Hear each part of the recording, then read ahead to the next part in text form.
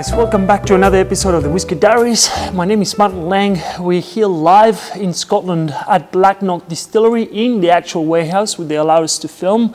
In this particular video, I'm not going to be able to talk too much about the tour itself because we got looked after kind of like private tour by Bladnoch. We have a really good relationship with them back in Australia, so they took us to special places that usually people don't go, and we were allowed to taste some of the whiskies that most people don't get to try as well. So we got really lucky. Even though we did get taken care of privately, and it was a private tour. I do know for a fact that James, the person who looked after us, is a great tour guide. He's been doing it for a long time, so he's able to do an excellent tour, and he guarantees that they do a lot of tours, and they're great. They go from very basics to they do special tours and so on and so on. So as always, in this tour, in these videos, we don't go through a lot of the history of the distillery in itself. We go more about how the whiskey is made, what doesn't make a difference, why it's special, and why Bladnoch is so good. In this, we will go through a little bit of history just to give you a little bit of an idea of what the distillery is. Started in 1817 by a couple of brothers, which basically was a farm. So, like many distilleries back in the day, there were farmers that they have all the ingredients just to make whiskey, and then they started making whiskey. Unfortunately, the distillery wasn't long-lived. It went through a lot of shaky hands. It was family-owned till the 1950s. Then after that, it just got taken over by another distillery.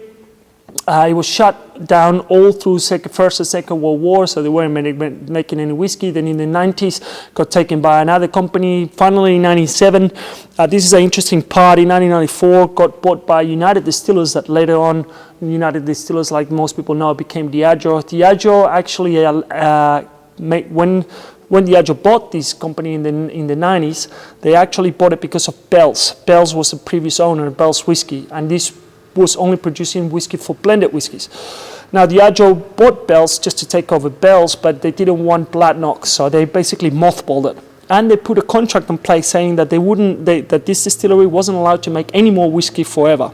In the early 2000s, another couple took over the distillery, and they finally convinced Diageo to let them make whiskey.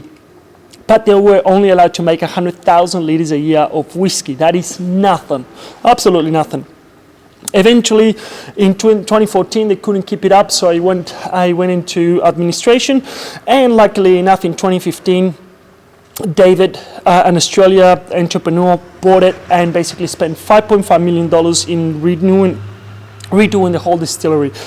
Basically, except for the mill, everything in this distillery is new. So we'll go through each aspect of the distillery.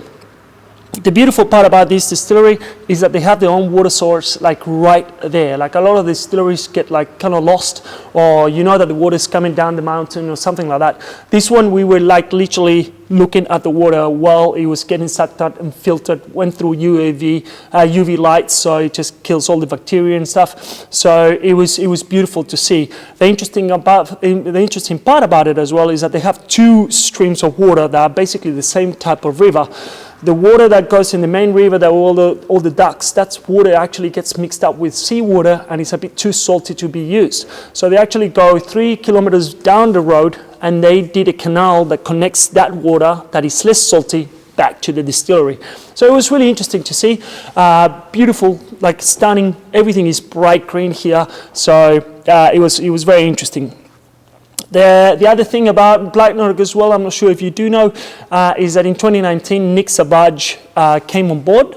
It was a similar story like Jim McEwen, basically, when he was in Beaumont, left Beaumont to go to Bruichladdich. Nick Savage left McClelland to come work here because of the freedom that you get when you open a new distillery. Nick Savage was working for McClelland, which they do a whiskey in a certain way, and you cannot change anything. You can't get too creative with the spirit itself, because that's the way they do things. Here in Bladnoch, on the other hand, he was able just to roam free and create a new distillery by himself. With his own ideas, basically. So it was about freedom and about creativity and so on, and so far it's paying off because the whiskey is delicious. Now, the grain, like most distilleries in Scotland, they don't have a malting floor and they don't have a kiln. They get all the grain from somewhere called Simpsons. They do 2 deliveries a week of 30 tons. Basically 60 tons a week, and the grain is Lauriette, which is a standard strain of grain. They have a bobby mill, which is 100 years old. They bought it for 300. Back in the day it was about 300 pounds. Now it goes for 60,000. The grist is very straightforward, similar to most of the distilleries. A little bit variation is 22% of husk, 72% of grist, and 6% of flour. They do 3 mashes a day, 7 hours per mash. So the distillery is open 24/7, basically 21 hours a day. They're making mashes and stuff. The mash tun is a brand new, sparkling, clean, beautiful mash tun. One of the cleanest ones I've seen so far. 60,000 litres, and it got installed again in 2015. They do the standard 3 waters, 64 degrees. The first one, 75 degree. The second one, finally the 85 degrees, just to clean all the rest of the sugars, and basically that water gets fed into the first water for the next batch. All the draft is actually given to the farmers daily, so it's about 4 tons that get given to all the cows, and yeah, that's pretty much it. Then the wash bags, beautiful Oregon pine. They installed between 2015 and 2017. Obviously, they're massive, beautiful, everything. We actually got lucky enough, and this is one of the things that we got looked after. We actually got to try the wort, the fermented wort or the wash.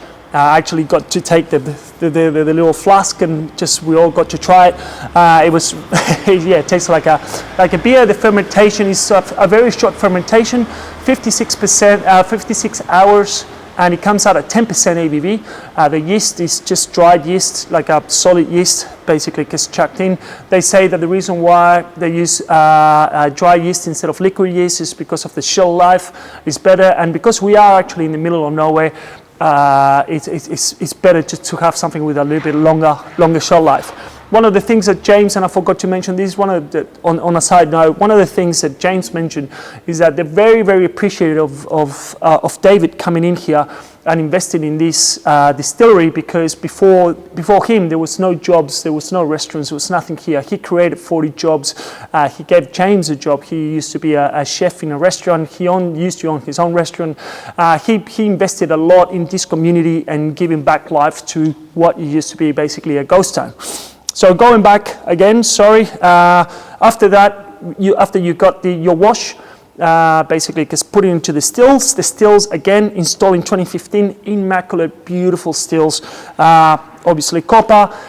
The wash, they have 2 wash stills, for 4 stills in total, 2 wash stills of 12,500 litres, which makes a total of 25,000 litres of wash. That is a beautiful still, a little bit slightly angled lower line arm, and then the spirit still is they have a big bubble in the middle to increase reflux, to make up a more lighter and pure spirit, neutral grain spirit. Sorry, not neutral grain spirit. Sorry, new make. I'm confusing here. So they actually sell in the bottle shop, in the gift shop. They actually sell the new make. That's how confident they are. It's actually delicious new make, and obviously you will have to be to create such a good whiskey. Now, basically, it's a 27% first distillation, which is the low wines. 8,000 litres go into the spirit still. Then they add about 1,500 litres they add from the previous distillations, which is basically the heads and tails, to make a total of 10,000 litres. That gets distilled, and basically the final distillation is about 2,500 litres of new make that actually goes into the barrels. That makes it about 25%, between 20 to 25% is the heart of the spirit. The cut gets done between 69.5 degrees, AVV to 61.5 AVV again. That's when they start the cut and they finish the cut, basically. And he says obviously that depends on summer and winter, because obviously the temperatures vary a little bit.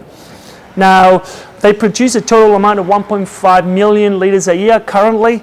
I didn't hear if they're planning to expand anymore, but that's a fair bit. That's a medium-sized distillery compared to other distilleries. Obviously, you go something as low as Kilchoman that they do 750,000 litres, or something as big as Glenfiddich that they do 12 million litres a year. So it's kind of run about that size. The warehouses, they have 10 of them. They're all Dunnages style warehouse. One of them is on site. That is the one that we're currently getting filmed now.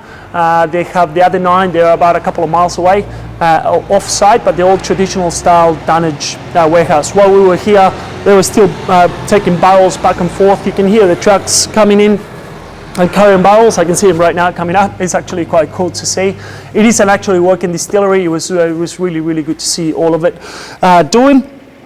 And then one of the things that they're changing is up to the last year or so, there were 80% of all the barrels were bourbon barrels. Lately, they are actually focusing on a lot of sherry casks. They put about 30% now. They're all sherry casks, and they're doing a big push to sherries. Now, the whiskey that we try after that, after the warehouse, we got taken to a private tasting room, and again, this is where we got really spoiled. We could basically, James look at the back bar and go like, you can pick whatever whiskies you want, and we could try it. I can say that we're pretty lucky with that and stoked about it. So we tried the 26-year-old, the 27-year-old, the 30-year-old, and the 17-year-old. All of them very rare. The 26-year-old, that was a 2020 release, was a red wine cask of 44% ABV, absolutely delicious. The 27-year-old was a 100% American bourbon casks, and it was 43% ABV. The 30-year-old that sells about, in the bottle shop, sells about 1,300 pounds, was 45.5% ABV, and Oloroso Moscatel that barrels, and that was, it was delicious. And then finally, the 17-year-old, that is a special release for the 200-year anniversary in 2017, is a California red wine at 46.7 ABV. The distillery was amazing. It is a long trip from Glasgow. It took us 2.5 hours to get down here. The drive is worth it, like everywhere in Scotland. Like, it's bright green, nature everywhere, cows, sheep, birds. It's awesome. So definitely worth coming and visit. The whiskey speaks for itself. Delicious whiskey. They know what they're doing. Obviously, Savage. It's one of the greatest master distillers out there. So it is a whiskey that is up and coming. And also, I'm a little bit biased as well because it's the only Scottish distillery that is owned by an Australian. So that is really, really good for us, basically. Now, for finally, just to finish the video, we're going to try one of the bottles. This is a distillery only, or not distillery only, but a unique release that gets released every year. It's called the Waterfall, because it's a waterfall. They do a waterfall festival once a year. I think it's in summer, or like when summer starts breaking out, in which they all of the staff and everybody in town, they basically do barbecues and cocktails and stuff in the little garden next to the water, next to the river. So they do this bottle. During COVID, they sold it online, and someone went and bought like 300 bottles of it. So it's basically non-existent. Nowadays, they only sell it at the shop. And then we're just gonna try it.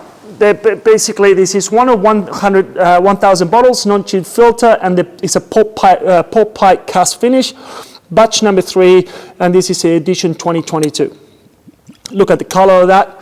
ABV, it is 47% ABV, which is awesome. Non-chill filtered, excellent whiskey if you can get your hands on. Oh, look at that smell. Yeah, oh, that's delicious. That definitely is Bladnoch. You can definitely taste the backbone, the DNA of it. But the sherry or the pot really comes back, gives you all those toffee, those caramel kind of flavors. Also with the dry fruits and dry apricots, nutmegs and spices. Delicious whiskey. If you can get yourself a bottle, definitely do it. So anyway, this is it for us, guys. Thank you very much for listening. Again, thank you to Bladnoch for spoiling us like they did. If you have any requests or anything like that, please let us know, and we'll do whatever we can. Thank you very much, and Slanjaba.